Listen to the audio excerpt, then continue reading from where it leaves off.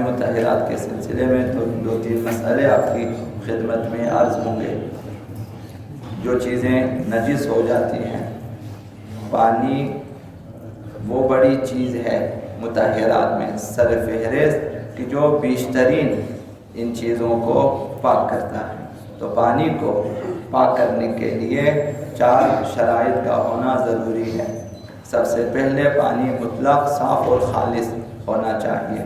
دوسری شرط یہ ہے کہ پانی پاک ہونا چاہیے، اور تیسری شرط بھی بیان ہوئی آپ کی خدمت میں کہ جب آخری مرتبہ دھو لیں اس نجس چیز کو، تو آخری بار جب آپ دھو لیں تو اس میں وہ جو پانی اس سے نکل جاتا ہے وہ مضاف نہ ہو، نجاست کے آثار اس میں نہ ہوں، رنگ بو یا ذائقہ اس میں نہ ہو، تو وہ چیز پاک ہو جائے گی۔ چوتھی شرط بھی ہے، وہ یہ کہ دھونے کے بعد اس چیز میں عین نجاست کے ذرات باقی نہ رہیں۔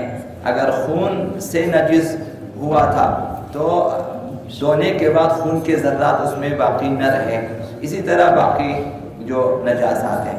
تو پاک اس صورت میں ہوگی وہ چیز کہ جب وہ پانی بھی خالص ہو اور پانی پاک بھی ہو، اور پھر اس میں وہ پانی مضاف بھی نہ ہو آخری بار جب دھوئے، اور نجاست کے ذرات بھی اس چیز میں باقی نہ رہے۔ یہ 4 عمومی شرائط ہیں۔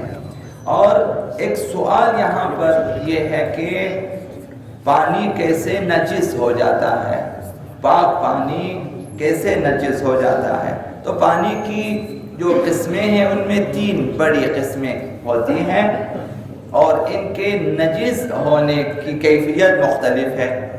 اگر پانی قلیل ہے، قلیل پانی اس پانی کو کہا جاتا ہے جو کر سے کم ہو۔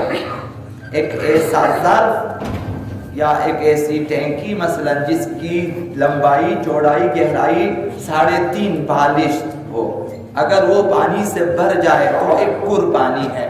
اس سے کم جس قدر پانی ہے وہ قلیل پانی ہے، اور قلیل پانی نجاست کے اتصال سے ہی نجس ہو جاتا ہے۔ اس میں رنگ، بو یا ذائقے کا بدلنا شرط نہیں ہے۔ ابھی ایک کر سے کم ہے، اس میں 1 قطرہ پیشاب کا گرا نجس ہو جائے گا، 1 قطرہ خون کا اس میں گرا نجس ہو جائے گا۔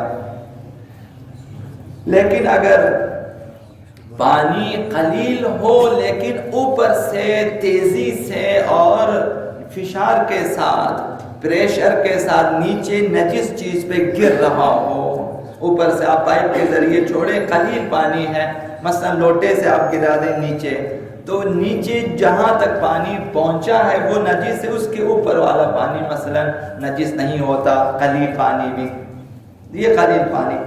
اگر پانی کر کی مقدار میں ہو، کر کی مقدار میں کہ عرض کیا کہ 3.5 بالش لمبائی، چوڑائی، گہرائی والا ظرف ہو، وہ بھر جائے تو وہ ایک کر پانی ہے۔ کر پانی اس وقت نجس ہو جاتا ہے جب نجاست کی وجہ سے اس کا رنگ، اس کی بو یا اس کا ذائقہ بدل جائے، ورنہ نجس نہیں ہوتا۔ 1 قطرہ پیشاب اس میں گر جائے، کر پانی نجس نہیں ہوتا جب تک نجاست سے اس کا رنگ، بو یا ذائقہ تبدیل نہ ہو جائے۔ یہ فرق ہے قلیل پانی میں اور کر پانی میں۔ قلیل پانی میں رنگ، بو اور ذائقہ بدلنے کی شرط نہیں ہے، لیکن کر پانی میں یہ شرط ہے۔ اب کر اور جاری پانی میں بھی ایک فرق ہے۔ اب جاری پانی کسے کہتے ہیں؟ وہ پانی جو طبیعی طور پر زمین سے نکلتا ہو اور زمین پہ چلتا ہو، وہ جاری پانی ہے۔ اب کم ہو یا زیادہ فرق نہیں پڑتا، طبیعی طور پر زمین سے نکلنے والا ہو اور زمین پہ چلتا ہو، کم یا زیادہ فرق نہیں پڑتا۔ آب جاری کہلاتا ہے وہ۔ آب جاری میں یہ ہے کہ جہاں نجاست لگے، جب تک رنگ، بو یا ذائقہ تبدیل نہ ہو، جاری پانی نجس نہیں ہوتا، وہ پاک ہے۔ آپ وضو کر سکتے ہیں، برتن دھو سکتے ہیں، لباس دھو سکتے ہیں، غسل کر سکتے ہیں۔ اور کر اور جاری پانی میں ایک فرق یہ ہے کہ کر میں جب رنگ، بو، ذائقہ تبدیل ہو جائے پورا پانی نجس ہے، پورا کر پانی۔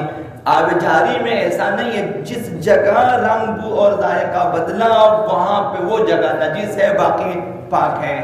مثلا چھوٹی سی نہر اگر جا رہی ہو ایک جگہ، مثلاً پانی ہے آرام سے جا رہا ہے، اس میں نجاست گرا اور نجس چیز وہاں گر گئی اور اس سے رنگ بو یا ذائقہ تبدیل ہو گیا تو وہی ایریا نجس ہے، باقی نجس نہیں ہوتا۔